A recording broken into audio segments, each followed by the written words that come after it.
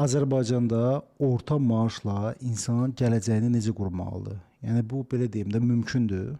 Mən iki dənə faktor iqtisadi perspektivdən fərqləndirərdim. Orta əmək haqqı, bir də median əmək haqqı.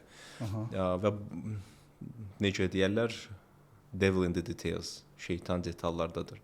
Orta əmək haqqı nədir? Əgər misal üçün biz ikimiz bu otaqda, siz 1 milyon dollar ayda alırsınızsa, mən isə 200 manat ayda alıramsa, ortalama hardasa yarım milyon dollar olacaqdır da bizim orta əmək haqqımız. Amma median odur ki, biz sıra ilə düzürük bütün maaş alanları. Misal üçün 8 milyon nəfər, 5 milyon insan işləyir. Təqribən 5 milyon da işləyirlər, amma hamısı əmək müqaviləsi ilə deyil də, əlbəttə ki.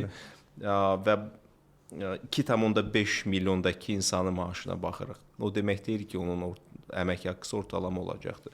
Təəssüf olsun ki, bizim statistika komitəmiz, Əmək və Əhalinin Sosial Müdafiə Naziri bu məlumatı açıqlamır. Mən düşünürəm ki, açıqlamır çünki orta rəqəmlərdən qat-qat aşağı olacaqdır. Bizdə indi Azərbaycan üzrə 900 manata yaxındır da, səhv etmirəmsə. Rəsmi əsaslanır da belə baxın. Bəli, rəsmi əsaslanır. Başqa şey əsaslanır. Yəni, orta statistik onlardan götür. Ola bilsin ki, Azərbaycanda misal üçün neft-qaz sektorunda çox qazananlar var. Əhalinin qalanı isə çox az qazanır. Orta statistik rəqəm gəlib sizə çıxır 1000 manat. Amma siz median əmək haqqını götürsəz, yəni ortada duran 2,5 milyonuncu Azərbaycanlı nə qədər maaş alır? Mən düşünürəm o daha aşağı rəqəm olacaq da, bunu təsdiqləyəcək bir rəqəm yoxdur bizdə.